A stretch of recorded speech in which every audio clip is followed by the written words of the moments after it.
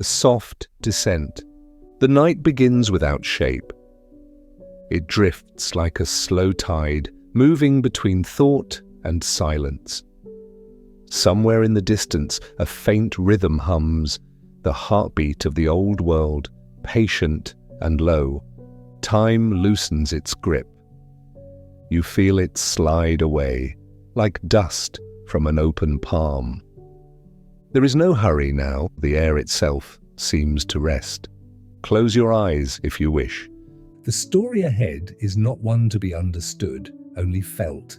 It does not ask you to remember names or years. It only asks that you listen.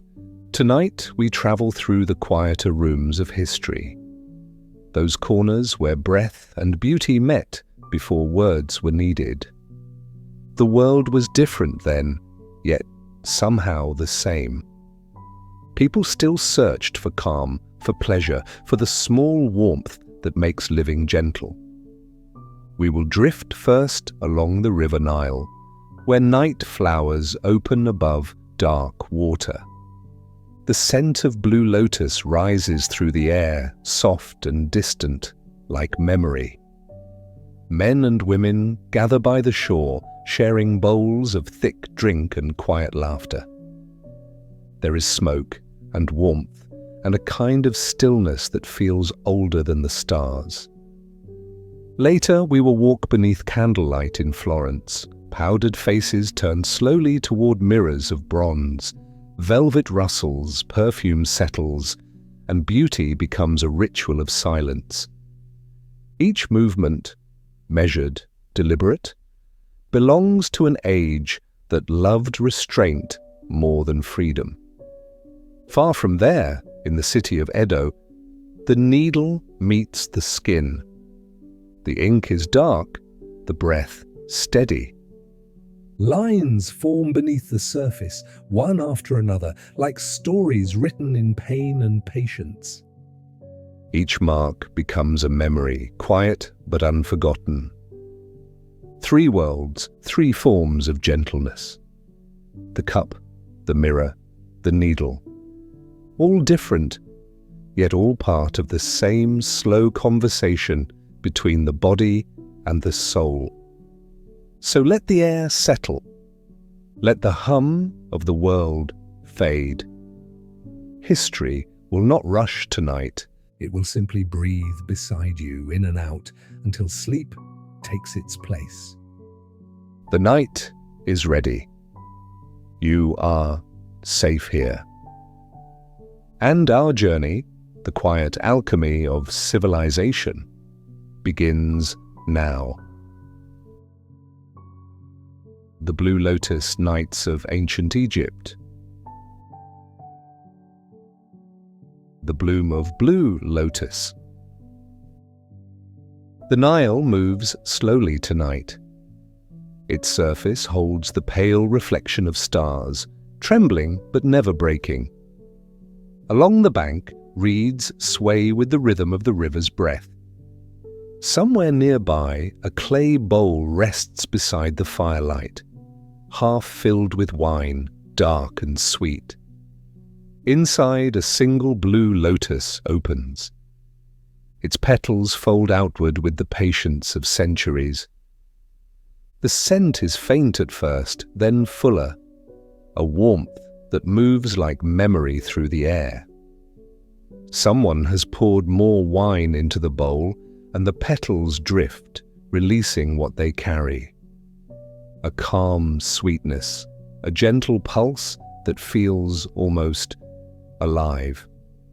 The people of this place know the flower well. They call it sacred, but not because of worship. To them it is a friend of sleep, a keeper of quiet hours. When night comes and the air cools, they soak the petals in wine, waiting for the drink to change, for bitterness to soften, for color to turn the hue of deep sky. They do not rush. Nothing in this land ever hurries. The sand moves as it has always moved. The river hums its endless tune. In this stillness, everything learns to breathe together. Water, air, skin, and sound. The first sip is small.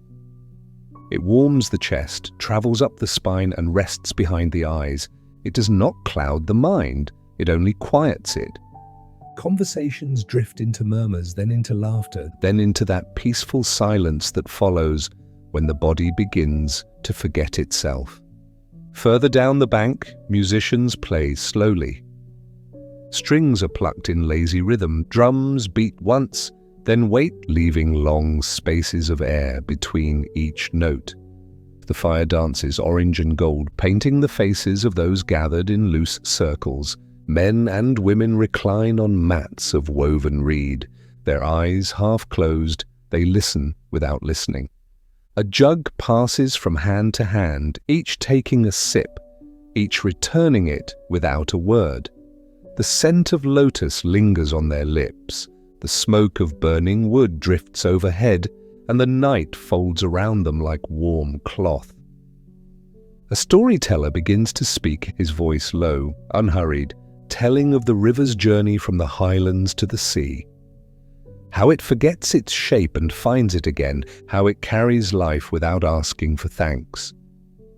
The others nod in the darkness, not because they understand, but because the rhythm of his words matches the rhythm of the river.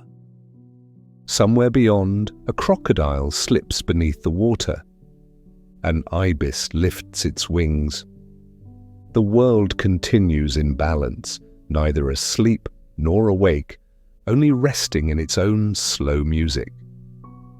The lotus drifts in the bowl, petals softening with each breath of wind. Its color deepens, its fragrance thickens.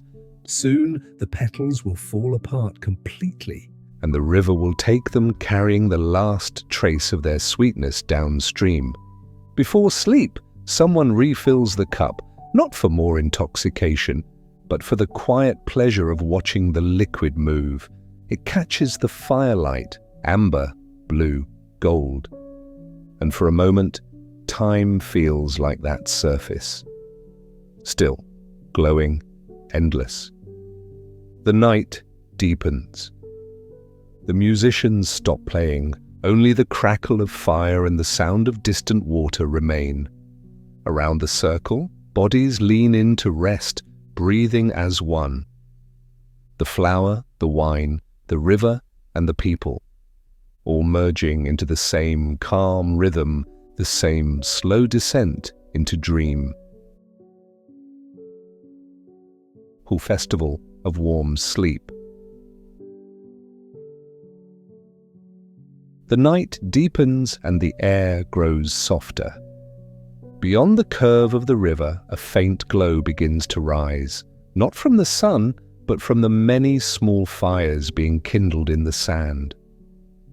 It is the season of warmth, when work ends early, and people gather to drink, to sing and to rest together beneath the same wide sky.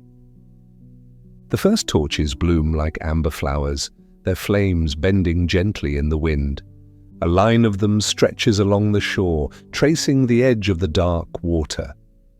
From far away, the scene must look like a necklace of light hung across the breast of the river itself. The air smells of smoke and fruit. Clay jars stand open, filled with thick, sweet beer made from crushed bread and barley. The liquid is heavy, cloudy, almost alive. Those who stir it with wooden sticks do so slowly, as though speaking to something ancient inside the pot. It is not just a drink, it is warmth and food and memory, all at once.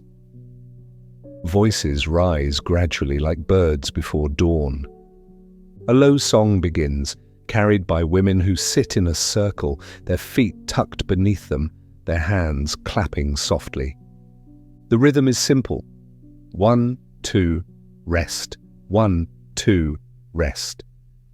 Each beat leaves space for silence to return, and in that space the night breathes with them. Men answer from the other side of the fire. Their voices are lower, steady, unhurried. The sound of laughter drifts between the groups, sometimes bright, sometimes quiet, always fading back into the rhythm. The drums join in. A slow heartbeat that echoes across the sand until even the torches seem to sway in time. Everywhere people are moving. Some dance, though the word dance feels too strong for what they do. It is more like swaying, a slow rocking of shoulders and hips, a yielding to the pulse of music that doesn't demand anything, only invites the body to follow where it leads. The movement is soft, circular, almost like breathing made visible. Children weave between the adults, chasing one another through the smoke, their laughter scattering like sparks. Elders sit together at the edge of the light, their eyes half closed, their hands resting on their knees, as if they have seen this night many times before and know that it will come again, exactly as it always has. Someone pours the first round of beer. The sound of liquid hitting clay echoes like a note of music. Jars pass from hand to hand, and each time someone drinks, their shoulders loosen a little more, their eyes soften, their voices fall into harmony with the hum of the crowd. No one speaks loudly. There is no need. The night carries every sound further than words could go. Even a sigh seems enough to say everything that matters. Beyond the fires, the desert begins. The sand glows faintly as though lit from within. A breeze moves through, carrying the scent of roasted grain, honey, and ash. It touches the back of the neck, the curve of an arm, and then disappears again into the dark. Time fades here. The hours dissolve in the rhythm of clapping, the pulse of drums, the rise and fall of voices. It becomes impossible to tell when the singing began or when it will end. The people are caught in something larger, a slow current of warmth that carries them together towards stillness. Now the musicians shift their tone. The flutes begin high, trembling, almost like the sound of wind in reeds. The rhythm slows even more. Somewhere, a woman hums to herself, and others begin to hum with her. There are no words, only sound, the kind that settles over the heart like a blanket. The fires burn lower, the light softens. Faces blur into shadow. Everywhere, bodies begin to lean, against friends, against the sand, against sleep. It is not the sharp collapse of exhaustion, but the gradual folding of human weight into comfort.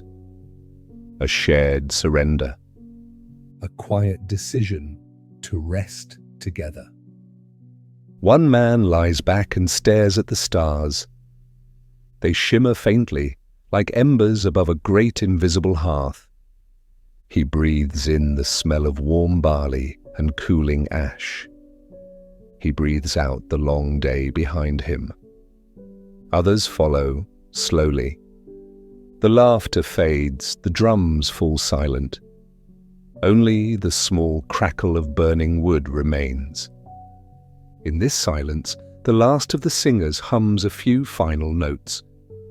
Her voice is low, deep, and steady, like the river's murmur echoing through the dark. She does not sing for anyone. Not for gods, not for memory. Only for the rhythm that has always been here. The rhythm that keeps time while the world sleeps. Soon, even that fades. A torch sputters out. Someone pulls a woven shawl over their shoulders. Another drifts sideways, resting their head on a friend's arm. The line between waking and dreaming grows thin. If you could stand above this place, you would see them dash. Hundreds of bodies spread across the shore, breathing in the same slow pattern, their chests rising and falling with the rhythm of the river itself. It is as if the land, the water, and the people have agreed to sleep together, each becoming part of the other's dream. The night becomes one long exhale. The stars look down without blinking. Somewhere, the last torch sighs into darkness. The air cools, the music lingers only as vibration, and everything that was separate — voice, drum, body, flame — melts into one slow heartbeat that fills the whole valley. This is not a celebration of noise or devotion. It is the oldest kind of festival, the one that ends in quiet, where joy transforms into peace, and peace becomes sleep. Tomorrow, they will wake and begin again. But for now, in this hour between fire and dawn, they belong to the same warmth, a warmth born not of the sun but of closeness and the soft permission to forget time. The festival of warm sleep continues without ending. It moves from breath to breath, from one dreamer to the next, until even the river forget where the song began. The liquid bread. Morning has not yet come, but the fires along the Nile still glow faintly, soft circles of amber against the dark sand. In the center of each circle stands a pot. Round, wide, and patient, its surface darkened by years of use. Inside, a slow bubbling begins. It is the sound of barley waking, crushed grains soaked and stirred, giving up their sweetness to the water. The air around the pot smells of earth and warmth, a mixture of grain, smoke, and the faint edge of yeast. It is not sharp or strong. It is the smell of life beginning again. They call it beer, but it is thicker than the drink we know today. It is food, comfort, and gathering in one vessel. Workers drink it at sunrise before labor, artisans during rest, families at dusk when the air cools. The texture is dense, soft, nourishing. When it touches the tongue, it tastes of grain and fire, of something honest, made by hand. A woman kneels beside the pot, her hands steady as she stirs with a wooden paddle. Steam rises and curls around her wrists. She does not hurry. The yeast must breathe, the bubbles must rise and fall at their own pace. This patience has been learned from the river. Everything that lasts here moves slowly. Nearby, a group of men sit cross-legged, passing a clay cup between them. The first drinks deeply, wipes his mouth, and offers the vessel to the next without speaking. It is a gesture older than speech. The cup goes around the circle again and again, its rim worn smooth by many nights like this one. Children gather close, their eyes wide, watching the foam rise and fall. They are too young to drink, but they laugh when the bubbles spill over, as if the pot itself were alive and playful. Someone hands them small pieces of baked dough, still warm, smelling of malt and ash. The night hums quietly. There is no music now, only the low whisper of boiling liquid, the rustle of linen, the occasional crack of cooling clay. The workers rest their arms on their knees. They look tired, but the kind of tired that belongs to peace, not pain. Their bellies full, their minds softened by the gentle heat that spreads from within. Each sip brings the same calm. Not a drunken blur, but a slow warmth that steadies the breath. The heart beats slower. The eyelids grow heavy, the world feels round again, simple, forgiving. In the distance, a donkey brays and the sound rolls lazily over the sand. Someone laughs softly. Someone hums a line of melody that never quite becomes a song. The moment holds itself open, neither night nor morning, only this in-between space where time forgets to move. If you could taste it, you would understand why they call it liquid bread. It feeds the same hunger, fills the same silence. It keeps the body alive, but also something gentler. The spirit that needs warmth to continue. The pot cools. The steam fades. The woman covers it with woven cloth, trapping the scent inside. Tomorrow, she will begin again. Grind the barley, knead the dough, stir the mash, watch the bubbles rise like tiny moons on the surface. For now, she sits beside the pot, her eyes reflecting the last flicker of firelight. All around her, the camp quiets. The smell of yeast lingers in the air, mixing with the scent of the river and smoke. It is the fragrance of survival. Warm, steady, kind. Soon, the first light will touch the horizon. The workers will wake, stretch, and drink again from the same cup. And the cycle of grain and hand and breath will begin once more, as it always has, softly, patiently, under the silent watch of the Nile. The fragrant smoke. The temple stands quiet in the fading night. The last light of the fire trembles against stone walls painted with soft color and age. A bowl of kifi burns at the center, its smoke rising in thin, graceful threads. It is made from honey, resin, and crushed fruit, mixed with thyme, pressed by hand, left to breathe before being set to flame. When the first wisp curls upward, the air changes. The sweetness of honey melts into the darker scent of wood and spice. The resin hums faintly, a deep warmth that moves slowly through the hall. The smoke drifts without hurry, rolling over the carved pillars, touching each surface as if to remind it of memory. It does not rise straight. It turns in slow spirals like a thought refusing to leave. The smell lingers in the breath, not heavy, not sharp, only deep enough to make the body remember stillness. A man sits near the bowl, eyes half closed. He watches the smoke weave itself through the light of the oil lamps.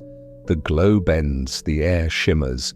The flame does not fight the smoke, it sways with it, soft and obedient. In this dim world, distance disappears.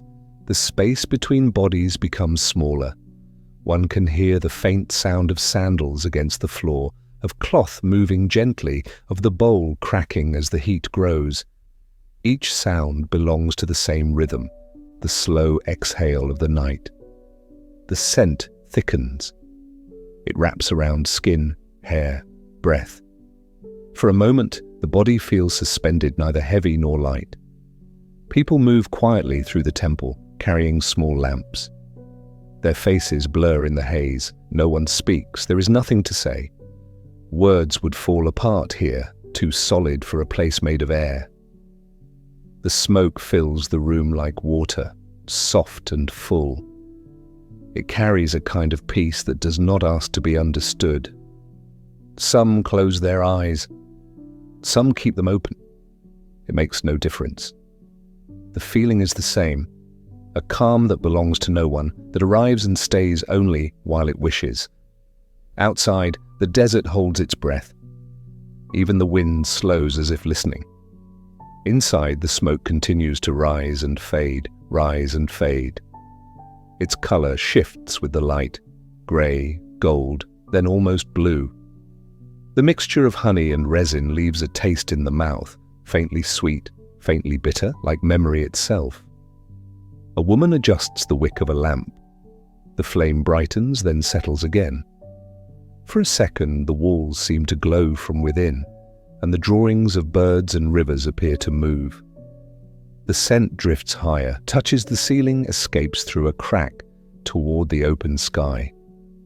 It leaves behind warmth that clings to everything, to the floor, to the robes, to the air itself. Those who remain feel the silence grow thicker. The mind loosens. Thoughts fall away like grains of sand through an open hand. No one prays, no one asks. They only sit, breathing with the smoke, letting it guide them inward to a place where the body forgets the weight of time. When the last ember dims, the room stays warm. The scent still lingers, faint, golden, endless. It will cling to their hair when they leave, follow them home, rest in the folds of linen until morning. And though they may not remember why, something in them will feel lighter, quieter, as if the smoke had carried away a noise they did not know was there. The gentle drift. The night along the Nile drifts toward stillness. The songs have faded, the fires have settled into glowing ash, and only the slow rhythm of water remains. The land exhales. In the quiet, Egypt feels both awake and asleep, a place where the living and the resting share the same breath. The scent of kaifi still lingers in the air, warm and faintly sweet, clinging to the walls, to the skin, to the slow memory of stone. It moves through the silence like a thought half remembered, like the last hum of a song that will not end. The river hums softly, folding its sound into the night. It carries with it the day's dust, the songs, the heat, the laughter of those who labored under the sun, and yet here, in this hour, nothing feels spent. The people of this land have always known how to rest without falling into emptiness, how to sleep without vanishing. They have learned the art of surrender without loss. A jar lies beside the sleeping mats, half filled with the thick beer that nourished the day. Another rests at the foot of a sleeping worker, his hand still touching its side, as if the vessel were part of him. The clay is cool, its surface damp with dew. Inside, the scent of barley and smoke waits quietly. It is not a drink now, it is a keepsake, a small anchor of warmth. Near the riverbank, the flowers begin to open. The blue lotus, sacred to night, rises from the dark water, its petals unfolding to the sound of the river's breath. It does not need sunlight. It blooms for the moon, for the stillness, for the watchers who no longer watch. The air carries its fragrance, light, calm, endless. It drifts over sleeping faces, mixes with the scent of kifi, and settles in the cool folds of linen. In one corner, a craftsman sleeps beside his tools. His hands, rough and lined, rest over a small cup. Tomorrow he will rise again, to carve stone, to shape the same symbols, to breathe the same dust. But for now, his body belongs to the night. He breathes evenly, and the slow rise and fall of his chest echoes the movement of the water. Egypt in this hour is both alive and eternal. Here, sleep is not an escape but a continuation. The people do not hide from the day, they simply turn it inside out. The same rhythm that guided their labor now guides their dreams. The same heat that forged their tools now keeps their hearts warm. To rest is not to stop living. It is to let life slow until it becomes gentle enough to hold. Inside a nearby tomb, the air is still cooler, thick with centuries. The walls are painted with scenes of harvests, journeys, and feasts that no longer end. In the center lies a figure wrapped in linen, the outline of a human shape perfectly preserved. Beside it, a small jar rests, sealed but intact, containing the same beer that once filled the workers' cups. The gesture is simple and kind, a reminder that even in death, the body is not forgotten, that comfort belongs to both worlds. The lotus blooms outside, the jar waits inside, and between them stretches the long, unbroken breath of Egypt. The people of this place have learned that nothing truly disappears. Smoke becomes scent, Grain becomes drink, body becomes memory. Everything changes form, but nothing ends. The moon lifts over the river, pale and patient. Its reflection trembles on the water, then smooths again. A heron crosses the sky, slow and deliberate. The desert sleeps at the edges of the light, vast and silent. And yet, within that silence, something hums, the quiet persistence of life refusing to fade. To be drunk here is not to forget, but to remember differently. The drink warms the veins, but leaves the mind clear. To sleep here is not to vanish, but to rest in the rhythm of the earth. Egypt has always known how to hold both, how to be awake inside a dream, how to move within stillness. The fires die one by one. The last ember glows near a bowl of empty cups. The river continues its low song. The night folds itself around the sleepers, around the city, around the waiting tombs. And somewhere beneath the sand, in a chamber lit only by memory, a jar rests beside a sleeping body, sealed against time. The lotus above still opens, its petals shimmering faintly in the moonlight. It leans toward the river, toward the air, toward the stars that never close. The scent of honey and resin lingers, the taste of barley remains on unseen lips, the warmth of fire lives in the heart of stone. Egypt does not end. It breathes in cycles, work and rest, song and silence, bloom and decay. Each is only another shape of life. And so the night continues, without edge, without end. The river flows, the flower opens, the clay jar waits. In this long sleep, nothing is lost. The world simply exhales, and everything that was alive learns once more how to be still. The silent elegance of Renaissance beauty. White faces in candlelight. In the quiet rooms of Florence, the night moves slowly. The air carries the faint scent of beeswax and lavender, soft and weightless, like a memory half awake. The candles breathe with a gentle rhythm, their flames bending in the stillness.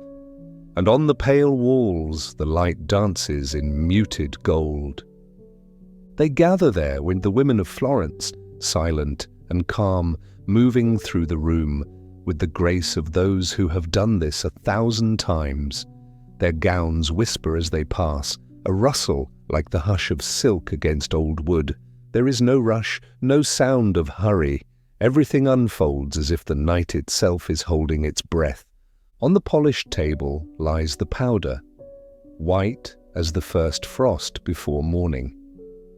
A copper mirror rests beside it, old but tender in its reflection, softened by age and touch. One woman leans closer to the mirror, her movements careful, slow, like someone tracing the outline of a dream. Her fingers lift the powder, the light catching the dust as it rises, a cloud of quiet brightness suspended in the candlelight. Another woman smooths the folds of her dress.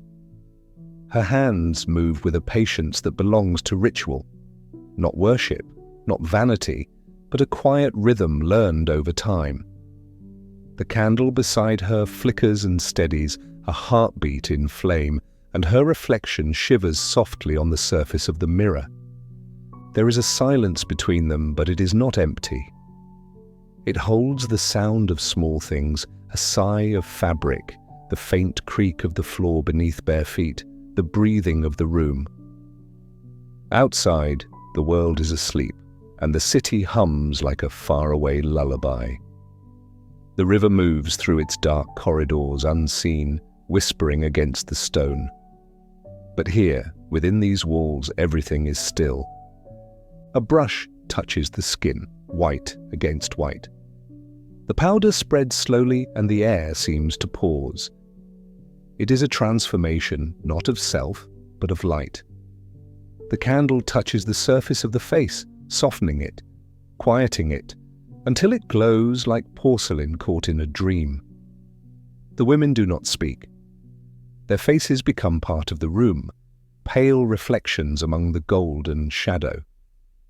There is no story here, no beginning or end. Only the movement of hands, the slow rhythm of care, the soft exchange between mirror and face, between light and stillness. Each gesture folds into the next, as though time itself has chosen to rest. The mirror watches them all. It has seen years pass, faces change, and nights like this return again and again. It remembers without thought. The shimmer of candlelight, the calm of preparation, the patience of beauty that asks for nothing, its copper frame, warm and worn, gathers every flicker of flame, holding it close as if afraid to let it fade. A strand of hair falls loose, and another hand lifts to smooth it away. The gesture is simple, almost invisible, yet it carries the softness of care. Outside, the wind presses gently against the window panes, a reminder of the world beyond, the streets, the stone bridges, the endless turning of time. But within this small space, the hours blur into gold and shadow. The powder settles, the brush rests, the candles lean a little lower. The air thickens with quiet. One by one, the women pause, looking into their mirrors not to judge, but simply to be. Their eyes meet their reflections, not seeking answers, only presence. The light wraps around them like a shawl, warm and forgiving. Somewhere in the room, a faint hum begins. Not a song, but something like it, the low rhythm of calm.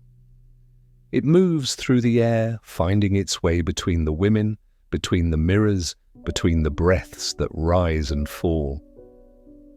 The hum does not rise, it drifts, weightless, a sound that belongs to no one. Minutes fold into one another. The candles burn lower, their light dimming to a honey glow. Faces fade into the soft veil of shadow. What remains is the feeling of stillness, like water unbroken, like time held in the palm of a hand. The ritual is complete, though it was never meant to end. It simply becomes the night itself, slow, tender, without need.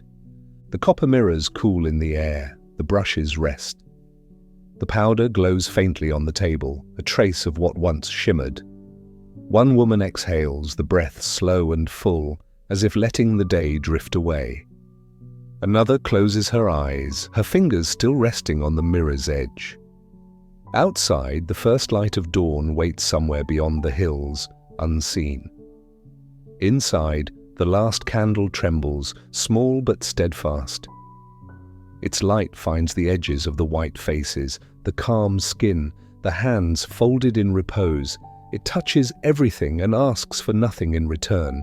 And in that soft hour between waking and sleep, the women of Florence remain, still, beautiful, at peace. The night hums around them like a lullaby too quiet to end. The powder, the mirrors, the candlelight all drift together into a silence that holds the world. The still body. The room is quiet, wrapped in a soft hush that feels like silk against the air. The candlelight moves slowly across the floor, touching the fabric, the pale hands, the small movements that belong to another time. Nothing breaks the silence. It is the kind of silence that listens, deep and patient, filling every space with its calm. In the center of the room, a woman stands before the mirror.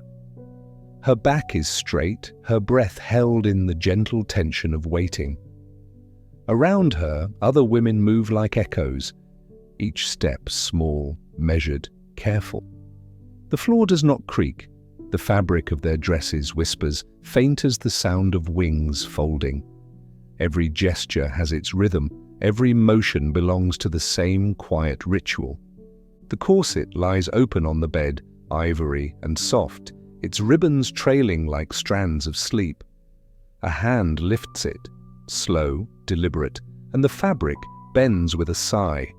The stays gleam faintly in the candlelight, bones of beauty, holding the shape of silence itself.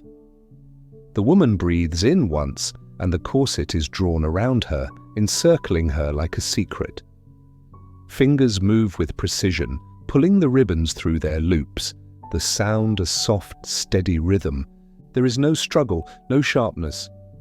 Only the slow gathering of form, the way breath becomes stillness, the way stillness becomes grace. As the laces tighten, the body learns to be quiet. The ribs settle, the air pauses in the lungs, and the silence deepens. It is not pain. It is control, the soft surrender to the shape of calm. Her hands rest at her sides. She lifts her chin slightly, and her reflection steadies in the mirror. The fabric molds to her, smooth and firm, drawing the line between flesh and stillness. Her breath finds a new rhythm, small, measured, careful not to disturb the air. Each inhale is shallow, each exhale disappears before it can be heard. The body becomes a sculpture, not cold but patient, alive, yet perfectly at rest. Around her, others do the same. Corsets drawn, ribbons tied, movements synchronized in the quiet choreography of restraint. They move as if underwater, as if every motion must respect the weight of stillness. No voice rises, no sound escapes. The world narrows to breath, fabric, and the soft glow of candlelight on pale skin. A step forward. The floor accepts the touch without sound. Another step, a turn, not quite a dance, not quite a walk.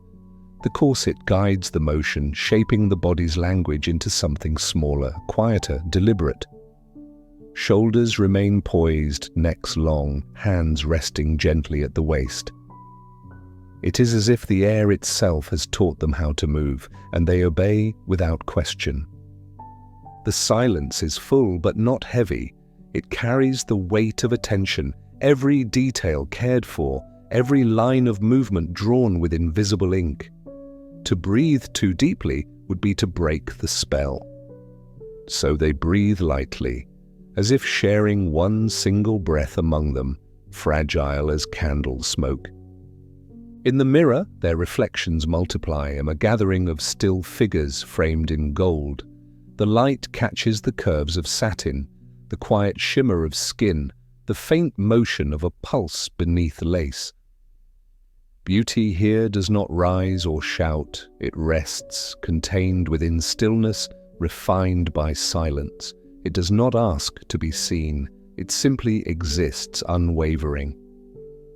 The corset holds the shape, but the stillness holds the meaning. Each woman carries within her the echo of the same unspoken rule. Beauty is calm, beauty does not move too quickly. The hands that adjust the ribbons move with reverence, but not devotion. Only the steady patience of habit, the muscle memory of composure. The night drifts onward, slow as breath. The women begin to walk, their steps like the turning of pages, their bodies balanced between constraint and grace. The candlelight follows them, tracing the edges of their gowns, the gleam of metal clasps, the whisper of satin. Their stillness becomes part of the air, woven into the quiet fabric of the room. A few strands of hair escape, gliding down the curve of a shoulder. A hand lifts to smooth it back, fingers steady, movements light. The gesture is so small it almost disappears, yet in its restraint lies the softness of control. Outside, the world moves unseen, the wind over rooftops, the distant hum of life continuing. But within these walls, time itself slows to match their pace. They turn again in perfect rhythm, and for a moment, it seems the room breathes with them. The candlelight expands, softens, folds around them like fabric. The corsets shimmer faintly with each motion, the lace catching the light as if it remembers touch. There is no beginning to this and no end. It is a circle of stillness, unbroken, infinite in its calm. The body, now shaped and silent, becomes more than form. It becomes a vessel for quiet, an architecture of poise. The air hums with low warmth. The skin glows beneath its veil of discipline. Nothing needs to be said. Nothing is expected. The moment holds itself, fragile and complete. As the last ribbons are tied, the women stand together. White faces, still bodies, eyes lowered in gentle thought. They are not waiting. They are not performing. They are simply there, present within their quietness, the very image of balance. Their beauty does not shine. It glows softly from the calm between breaths. The candles lower, the air thickens with wax and warmth. Their movements slow, then stop. A sigh, not of exhaustion, but of release. The corsets remain, but the silence grows larger, more tender. Every line of their bodies speaks of grace kept in check, of motion restrained to a whisper. And when the last light flickers against the wall, their stillness becomes the room itself. A perfect quiet, neither alive nor asleep. The corsets, the lace, the calm, all merge into a single shape of rest. The body no longer moves, it listens. The silence, full and luminous, closes around them like an embrace. Perfume and velvet. The room is wrapped in fragrance and quiet light. A soft haze of perfume drifts through the air. Amber, rose, and the faintest hint of something warm, like skin after sunlight. The scent moves slowly, touching everything, the velvet drapes, the carved edges of furniture, the air that trembles just above the floor. It settles into the folds of the gowns, rests on the wrists and necks of those who stand in stillness. Velvet whispers against velvet, a low murmur of fabric on fabric. It moves with the slow rhythm of breathing, brushing softly against the cool stone beneath. The air shimmers faintly, not with heat, but with the weight of scent. Amber hums in the background, a golden warmth that clings to the air like dust made of light. Roses linger closer, gentle and round, their sweetness muted, like memory softened by time. A woman takes a step, quiet, careful. The heel of her shoe touches the floor with a sound like a metronome, slowed to half its tempo. The echo travels, then disappears, absorbed by stone and air. Another step follows and another, each one precise, each one chosen. It is not walking, it is a kind of slow motion through silence. The sound of heels becomes part of the rhythm, not sharp, not loud, just a quiet punctuation between breaths. The velvet hem of her gown sweeps the floor, tracing invisible patterns across the stone. It is a sound both soft and certain, a reminder of movement in a room that otherwise forgets to move. The fabric holds its own language, a deep, slow murmur, an almost musical hush. It touches the ground and lifts again, trailing a scent of amber in its wake. She exhales, but barely.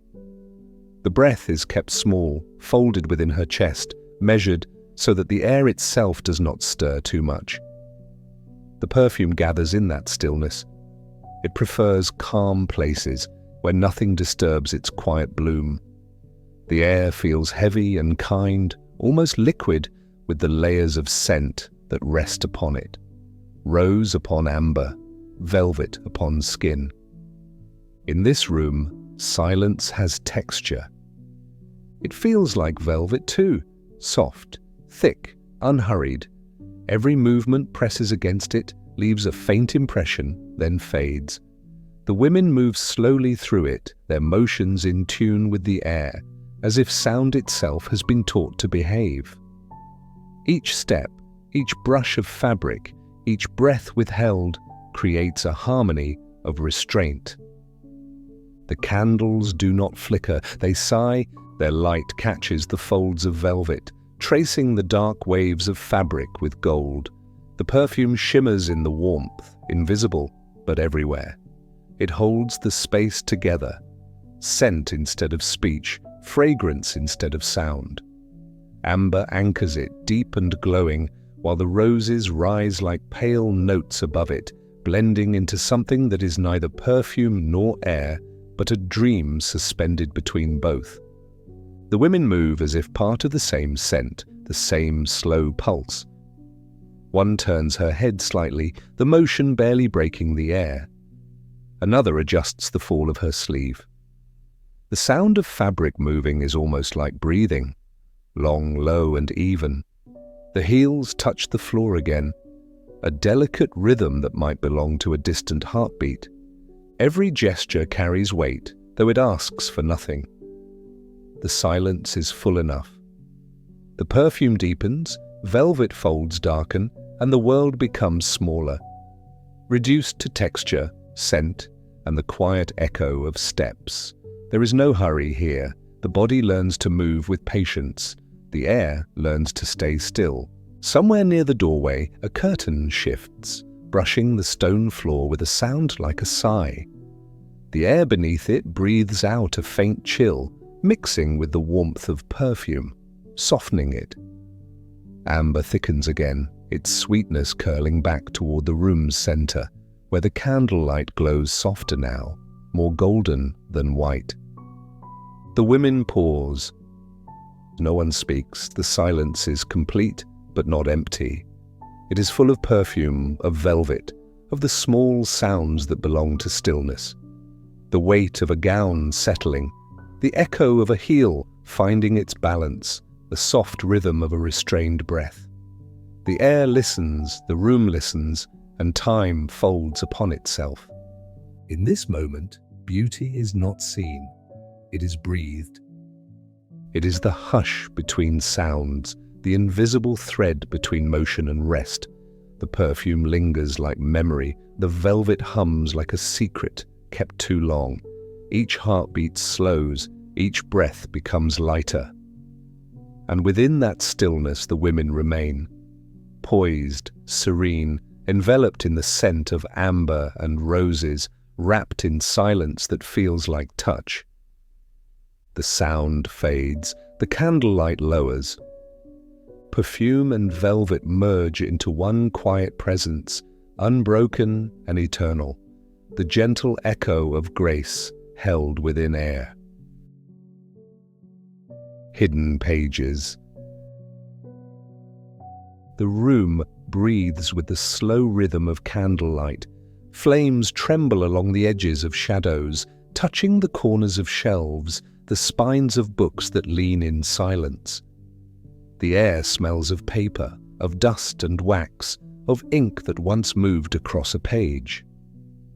The night holds its breath, listening. In a quiet corner, a woman opens a book. Its cover is soft from years of touch, the pages feathered at the edges, the words small and faded. She lifts the candle closer. The light catches on the curve of the paper, turning it to gold for a moment before letting it fall back into shadow. Her eyes move slowly, tracing each line as though reading were a kind of breathing, gentle, patient, endless. Others sit nearby, gathered in the same stillness. Some wear gowns of muted silk, others the modest fabrics of devotion and retreat. The difference fades here. What remains is the shared pulse of curiosity, the quiet desire not to be seen, but to know. The pages hold what cannot be spoken aloud, the words that wander between love and thought, between the skin and the soul. They call them forbidden, but in the hush of candlelight the word loses its edge. It becomes something tender, almost protective. These books are not rebellion, they are refuge. Inside them live stories of longing and touch, of language that trembles with life, poems about the scent of rain on stone, letters that speak of the warmth of another hand, ideas that reach beyond the visible world, seeking not truth, but feeling. The women read in silence, their faces calm. The only sound is the soft turn of pages to the slow whisper of parchment against skin. One pauses to write in the margin with brown ink, the color of dried leaves. Her handwriting is small and careful, her note no more than a sigh pressed into the paper. Another leans closer to see, and they share a quiet smile, fleeting, fragile, but enough to fill the space with warmth. The ink smells faintly of metal and earth. It pools gently on the nib, gliding across the page with the ease of habit. The motion of writing becomes its own meditation, not defiance, but devotion to thought. Every letter is drawn with the same patience as breathing, each word a step into the soft interior of the mind. Outside, the wind moves across the city's rooftops. It carries with it the distant sound of bells, but here the only music is the rhythm of reading. The pages shift like whispers. Shadows pass across the walls, growing long and gentle. The air thickens with the scent of ink and wax, of paper warmed by human touch. The room feels alive, not with noise but with quiet thought. Somewhere, a candle sputters, its light bowing before it steadies again. The flicker touches a face, pale, calm, intent. Her lips move silently, shaping the words she reads. Love, body, poetry, knowledge. They rest together in her mind, no longer separate, no longer forbidden. Each word opens another small window of freedom, a breath of air in a locked room. They do not rush. Reading is an act of stillness. Each sentence unfolds like fabric, revealing its weave slowly, thread by thread.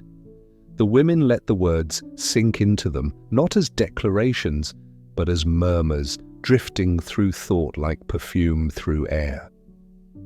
They do not chase meaning, they let it arrive, unhurried.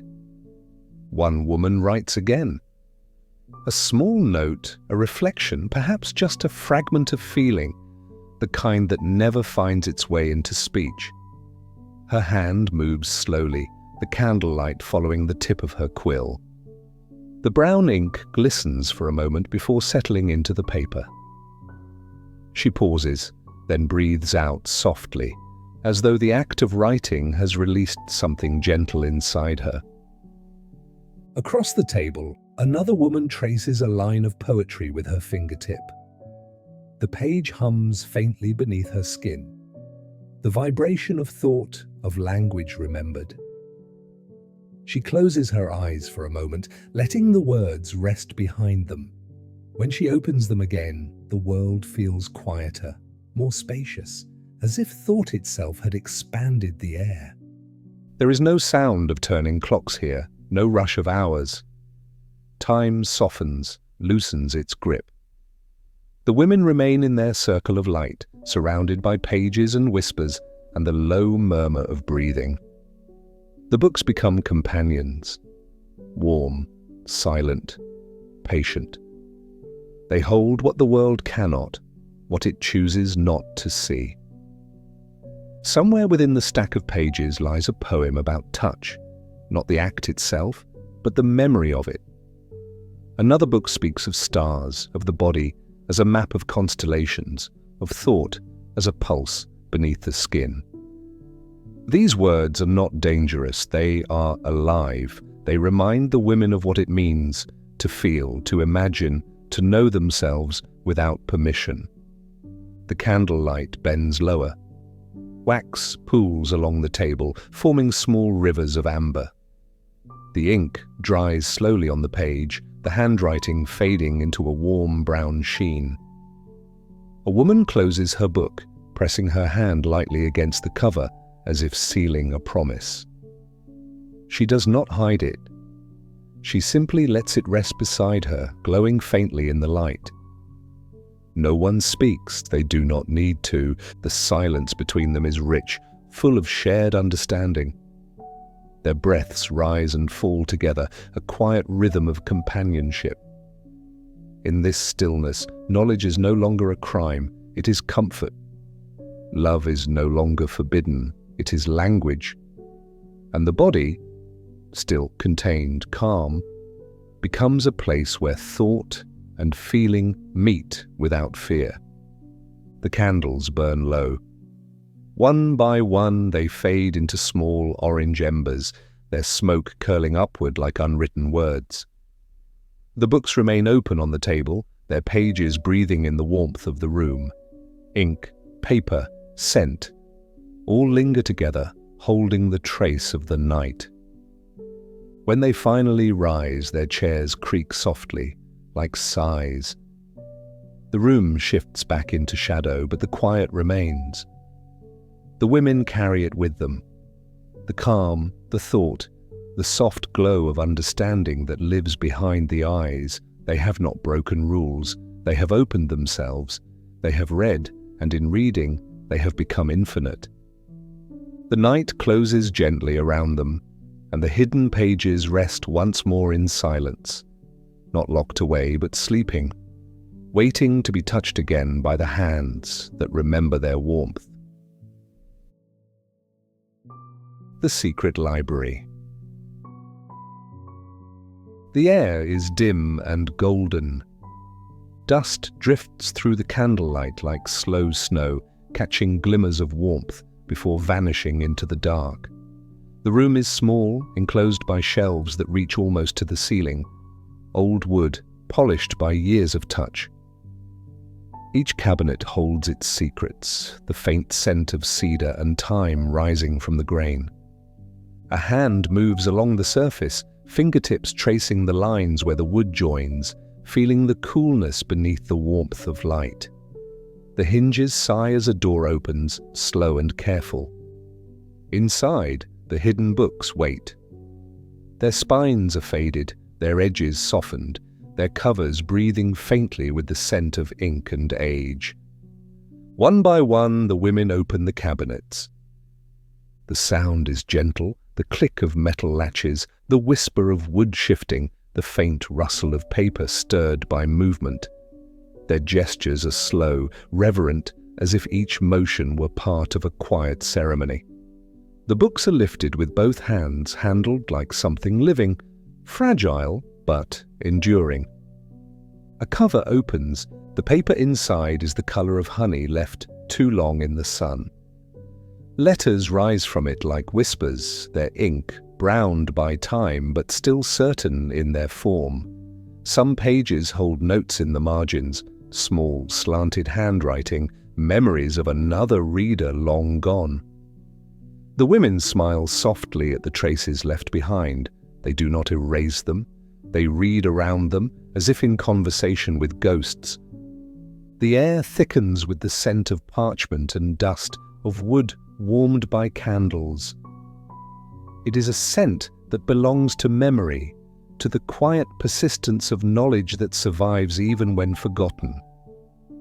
The women move through the narrow aisles between cabinets, their dresses brushing lightly against the floor.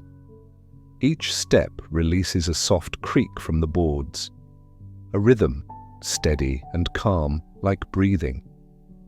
There is no need for words here. The library speaks through silence, the turning of a page, the sigh of paper, the muted sound of thought. Curiosity lives in every motion, gentle and patient, never hurried. A hand rests on a closed book, not to claim it, but to listen. The weight of history hums beneath the fingertips, a quiet vibration of lives and ideas folded into words. Another candle is lit. Its flame joins the others, bending in the air. The light touches the curves of glass jars, the edges of maps, the glint of an old quill resting beside an inkwell half filled with dried brown ink. Everything here belongs to a slower rhythm, one that remembers rather than records, one that breathes instead of burns. A woman stands by the window. The shutters are closed, but a sliver of moonlight slips through the gap, finding her face. She opens a book and begins to read, her eyes moving carefully down the page. The words speak of stars, of the body as a vessel of thought, of love written as understanding. The sound of her breath, slow and even, fills the silence between sentences. Behind her, another woman closes a cabinet door. The latch clicks, soft as a heartbeat. She rests her palm against the wood for a moment, feeling its warmth. The cabinet, the books, the air, all seem to hold a kind of waiting, as if knowledge itself were drowsing, content to be hidden for now. This is not secrecy born of fear, but of tenderness. The books are not locked away to be forgotten. They are resting, sleeping between layers of time. They have lived through hands and thoughts and whispers, and now they wait for the next curious touch, the next quiet reader who will wake them again. The candles burn lower, their light folding gently into amber. The pages gleam faintly like the surface of calm water. A woman turns one last page, her fingers brushing the edge as if tracing a line of music. She does not rush to finish. The words linger with her, soft as breath, dissolving into the still air. Around her, the others begin to close their books. The sound of paper meeting paper, wood meeting wood, echoes faintly. The library exhales. A long, gentle sigh. Dust settles once more. The light slows. The world grows smaller, quieter. Hands return the books to their places, sliding them carefully into shadow. The cabinet doors close. The scent of ink, of old bindings and wax, lingers like perfume. The air hums with a deep calm, as though knowledge itself were humming a lullaby, not to teach, but to soothe, to remind, to promise. When they leave, the women move softly, their footsteps absorbed by the floor. The door closes behind them, and the library remains, still, breathing, alive in its silence. Within the wooden walls, the books rest in darkness, their pages holding the faint warmth of human touch. And somewhere in that quiet, between the scent of paper and the last flicker of flame, curiosity whispers its song, low, endless, and kind. The world outside sleeps, but here, within the secret library, knowledge hums on, a lullaby of thought, patient as time, gentle as light. Ink, Fire, and Quiet Pain of Edo, Japan. The first marks sleep version. The room is quiet but alive with rhythm. Somewhere in the shadows a soft sound begins, the steady tap of bamboo against skin. It is not sharp, not cruel, only patient. Each strike carries the same distance between moments, the same pause of breath before the next.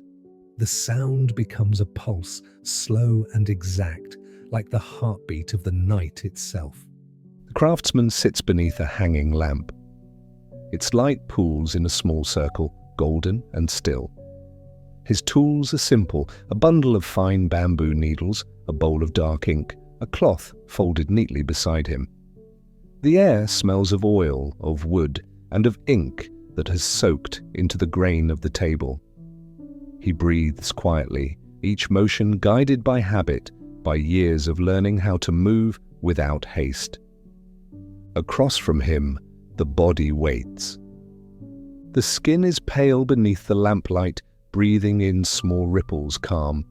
The air between them is thick, but not heavy, a space held by trust and endurance.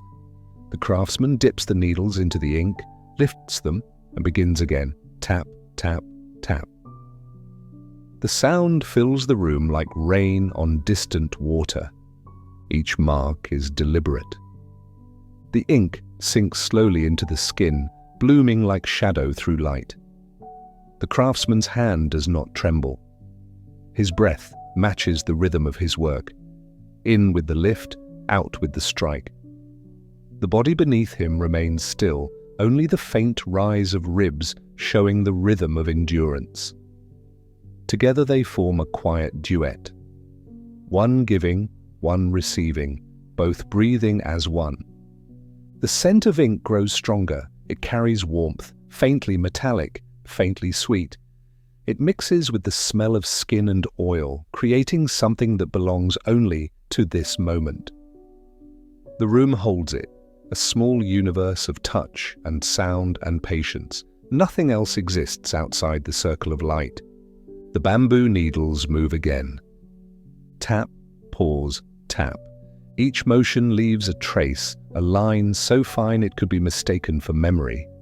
The craftsman wipes the skin gently, the cloth darkening where it meets ink. He studies his work, then continues. There is no hurry. The rhythm is sacred not in meaning but in discipline. It is a language of silence, spoken through touch. Once, such marks were signs of punishment. But here, in this quiet space, they have become something else, a language of art, of endurance, of becoming. The line between suffering and beauty has blurred into stillness. The skin no longer remembers the reason. It only remembers the touch, the rhythm, the ink. Outside, the night holds its breath. No wind, no sound. Only the faint tremor of the tools, the pulse of concentration. The craftsman leans closer, the light brushing the edge of his face. The ink glistens, wet for a heartbeat before sinking in. Each dot joins another, becoming shape, becoming meaning. The design is not planned. It emerges slowly like water shaping stone. The body moves once, a small inhale that lifts the chest. The craftsman pauses, waits, then continues. The tap resumes, measured, gentle, inevitable. The skin accepts it, learns its rhythm, adjusts to the tiny percussion of creation. Time slips away, replaced by repetition, by breath. There is beauty in the stillness. Each sound folds into the next, forming a pattern that only the room can hear.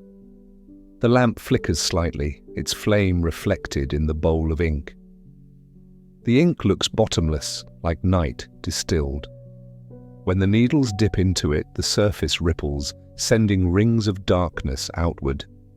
The craftsman hums softly, almost without knowing. The sound is low, a vibration beneath the tapping. It steadies the air. The person before him keeps breathing, slow, even. The marks continue to appear. Small constellations of ink gathering along the skin, mapping something both ancient and new. A single drop of ink slips down, caught before it falls. The cloth absorbs it, soundlessly. The rhythm continues, tap, tap, tap.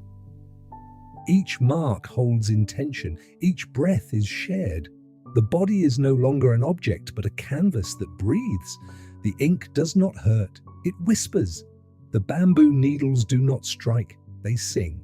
The design grows, a pattern of flowing lines and dots, almost invisible from afar, but alive up close.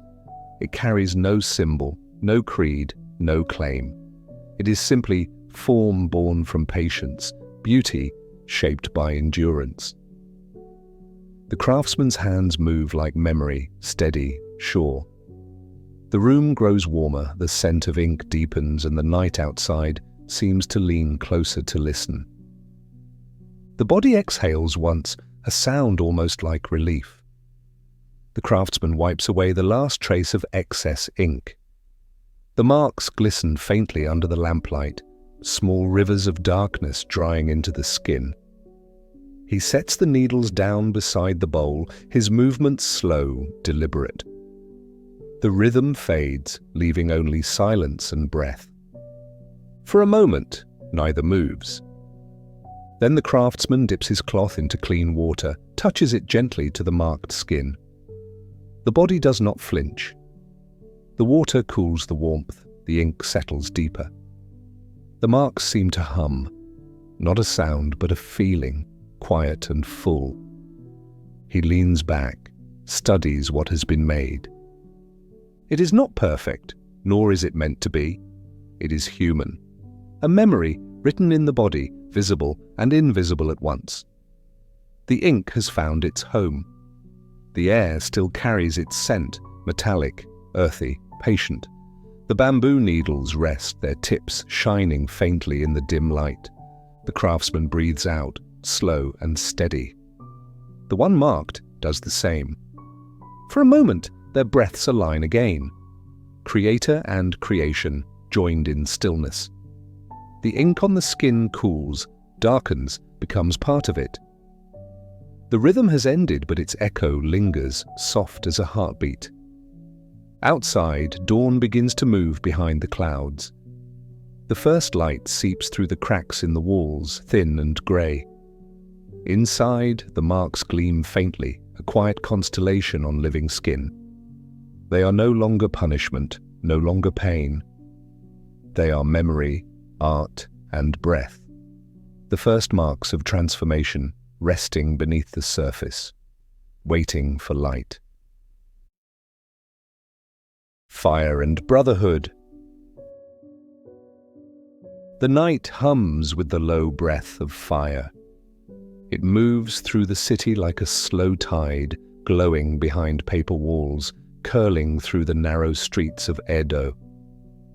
The air is warm, filled with smoke and whispers. The world seems to pulse, ember, breath, silence, a rhythm that belongs to the living and the flame alike. From the dark, figures emerge. They walk together, shoulders gleaming with sweat, their bodies painted in ink and meaning. Dragons coil across their backs, tigers crouch along their arms, waves rise across their chests. Each mark glows faintly in the flickering light, alive in the movement of muscle and breath. They are not decoration, they are memory, symbols of courage, patience, and quiet strength. The firelight trembles against their skin. It dances over scales and stripes, over the dark rhythm of water and flame. Beneath the designs, the skin glistens, wet with effort, shining like bronze. The men move slowly, their steps measured, unhurried, as if each motion carries a purpose older than fear. The sound of their breath rises and falls, mingling with the crackle of wood and the low hiss of smoke.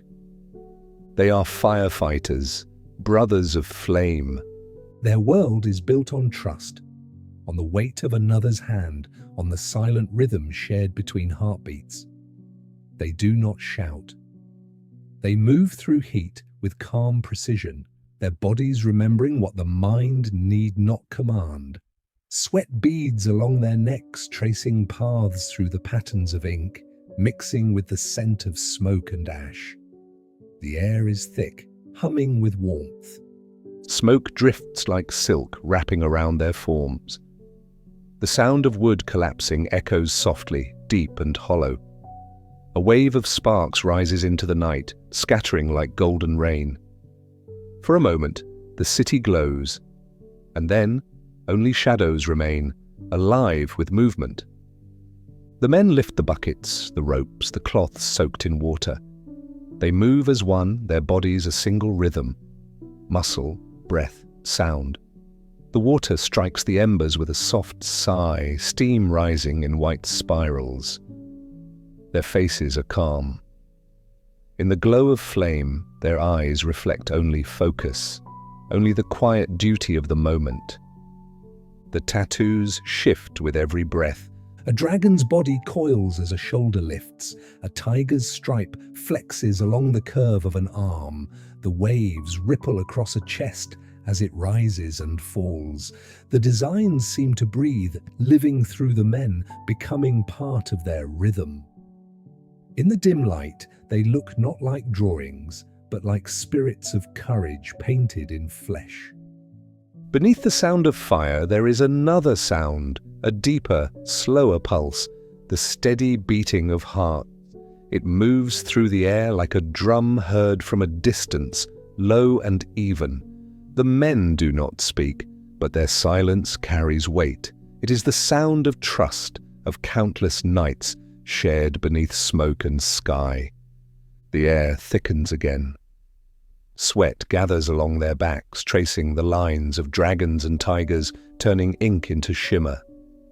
The scent of burnt cedar mingles with salt and heat. Time slows.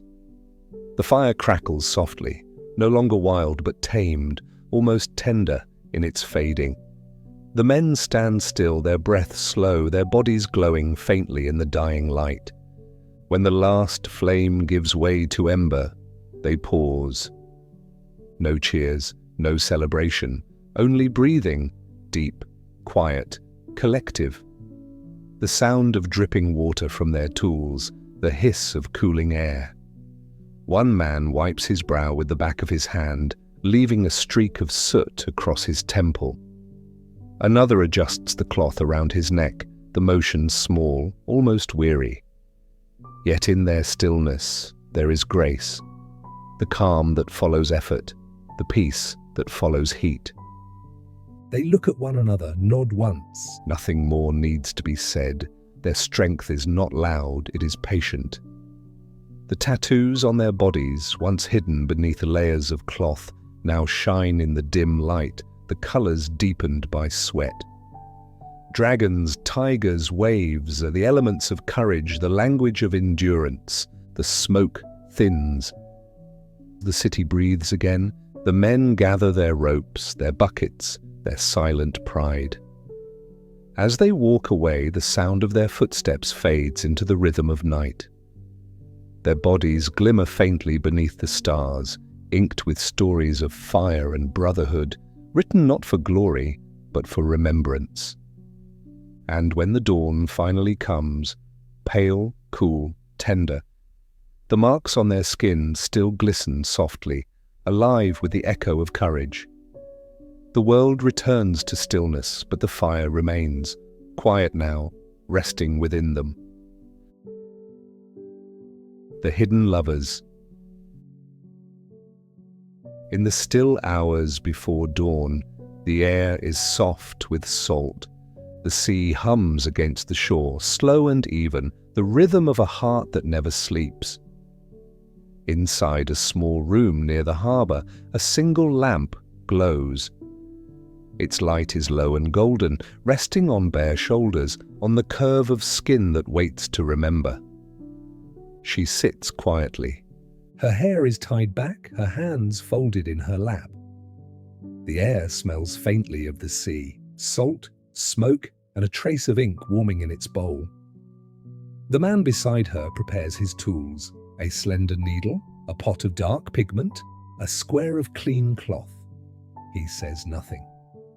She does not need him to. When he begins, the room holds its breath. The first touch is light, the needle pressing, lifting, pressing again. The sound is soft, almost invisible, like rain tapping at paper. She exhales slowly, her eyes half closed. Each motion leaves a thread of darkness beneath her skin, a quiet promise drawn in patience. The ink sinks in. A name begins to take shape. Not loud, not bold, but small, written near her shoulder where the fabric will hide it. It is the name of the one she waits for, a fisherman, a lover, a shadow on the horizon. Each mark is a word she cannot speak aloud. Each pause is a breath she saves for his return. Outside, the sea murmurs. The tide rises, whispering against the wooden walls. The needle moves again, steady as heartbeat. She does not flinch. The rhythm becomes part of her breathing, the soft percussion of memory being made. In another corner of the city, others do the same. Women with quiet eyes and steady hands, their skin turned toward lamplight, their shoulders marked by longing. Some work in the tea houses, their laughter part of the night. Some wait by windows for the boats to return. All carry a piece of someone within them. Written in ink, kept in silence. Each mark glows faintly when touched by light. A name, a word, a symbol. They are small, private constellations hidden beneath layers of cloth. No one asks to see them. They are not meant for display. They are for remembering, for the moments when the sea is wide and the heart is quiet, when touch exists only in thought. When the final line is drawn, the craftsman wipes the ink away. The skin shimmers, new and raw, a fresh whisper beneath the surface. She looks down but does not smile. Her breath is calm, her gaze soft. The name rests against her skin like a lullaby, steady and warm. Outside, dawn arrives, pale and slow. The sea folds into itself, gentle as sleep. And somewhere, beyond the horizon, a man breathes beneath the same sky, his name carried on another's skin, safe within the silence of love. Masters of the Needle. In a room where the light barely moves, a man works. The air is still, thick with the scent of ink and paper.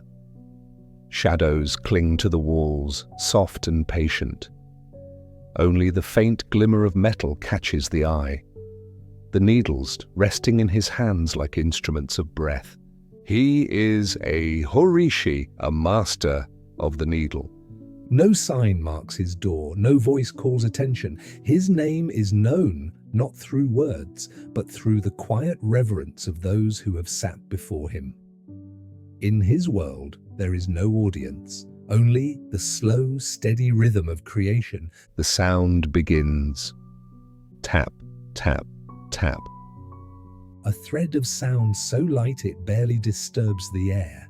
The needle meets the skin, rises, falls, finds its pace.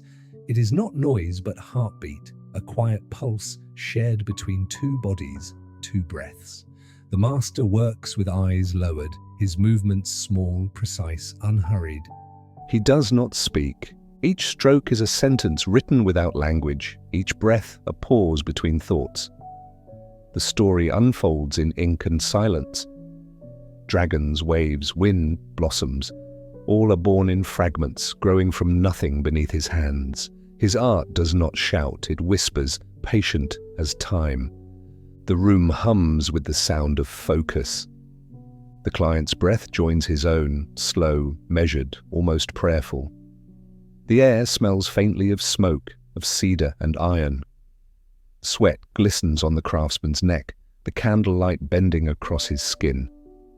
Every movement holds memory, the echo of masters before him, the rhythm of a tradition passed through hands, not words. When he pauses, the silence deepens.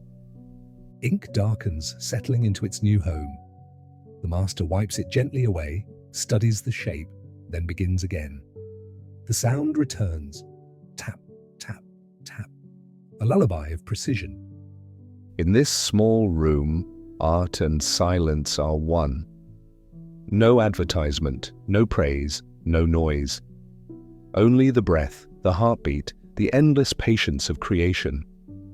The horishi tells his stories without ever speaking, his voice carried forever beneath the skin. A whisper of beauty, hidden, enduring, alive. The fading line. The city changes. Stone turns to glass, wood to steel. The streets hum with new sounds, engines, voices, the rhythm of speed. Light no longer flickers from candles, but burns steady and white, washing away the corners where shadows once lived. And yet, somewhere beneath this brightness, something remains. In the narrow rooms behind sliding doors, in the basements where the air still smells faintly of ink and cedar, the old rhythm continues, tap, tap, tap. The sound is quieter now, swallowed by distance, but it still exists, the heartbeat of a culture that refuses to vanish. The horishi works in silence. No sign marks his presence, no words announce his art. The world above may have changed, but down here, time still moves in the old way, through breath, through patience, through ink. He dips his needle, lifts it, presses it into skin. Each mark carries the memory of centuries, the calm defiance of survival. Once his craft was celebration, the language of courage and belonging.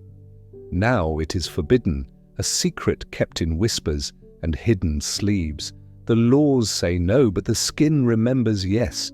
The art retreats underground, not erased, but transformed, becoming quieter, softer, like light seen through cloth. The room smells of earth and smoke. The walls are bare. The tools are few. The ink flows in its small bowl, thick and dark, a pulse of memory. The artist works without haste, his breathing steady. He does not look toward the future, nor mourn the past. His hands simply move, marking the space between both. Outside, the world grows louder. Neon glows where lanterns once swayed. Machines hum, voices rise. But beneath the surface, under layers of progress and forgetting, the sound persists. The slow drip of ink, the quiet tap of the needle. The rhythm is softer now, but steady, like the beat of a distant heart. The marks themselves have changed. They are smaller, subtler, hidden beneath fabric or tucked behind the curve of a shoulder. They do not ask to be seen, they exist to be remembered. For every stroke that fades, another is born somewhere else, in secret, in silence, in devotion. When the master finishes, he wipes the skin clean. The ink glistens faintly before sinking in, dark as night. The line he has drawn will fade over years, but never truly disappear. It will travel with the body, under light and shadow, through the passage of time. In the quiet, he listens. The sound of ink still moving, the faint, steady breath of creation, the heartbeat of something old that continues to live, not in galleries or books, but beneath the skin. The line fades, the world moves on, but somewhere, in a small room filled with the scent of ink and memory, the rhythm endures, the silent pulse of a culture that refuses to sleep. The quiet legacy, the gentle return. The room is quiet now, the ink has dried, the fire has faded, and the stories rest beneath the skin. What remains is not rebellion, not defiance, but remembrance. Each mark, a whisper of existence, a promise to memory.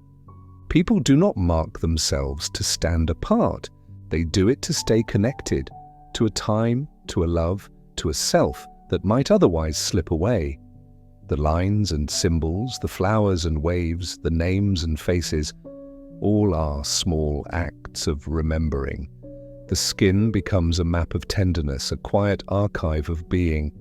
Through centuries, hands have changed, tools have evolved, but the impulse remains the same, to hold something still within the flow of time, to write on the body what the heart cannot keep in words. These are not marks of rebellion. They are lullabies for the soul, small, steady declarations that say, I was here, I felt, I lived. The candles fade one by one. The scent of ink lingers, warm and metallic. The air carries the memory of touch, of patience, of breath shared between artist and dreamer. The night folds around it gently, like silk over flame. And then, the return. The voice softens, slowing with each word. Across the ages, people have always searched for ways to quiet themselves.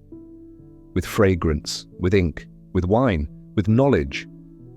Each generation finds its own gentle cure for the noise of living, its own rhythm of peace. History is not only written in battles and empires, but in the smaller gestures. A woman's hand resting on a page, a craftsman's breath over wet ink, a body learning to carry beauty in silence. These are the true chronicles of calm, the ways we find to stay human, tender, awake. The wind moves softly outside. The sound of distant water drifts through the air. The heart slows to meet it, one beat at a time. And now, as the voice fades, the journey closes. Not with an ending, but with rest. The ink settles. The candles sleep. The world grows quiet again. Beneath it all, a single truth remains. We have always sought gentleness, and in that seeking, we have found ourselves.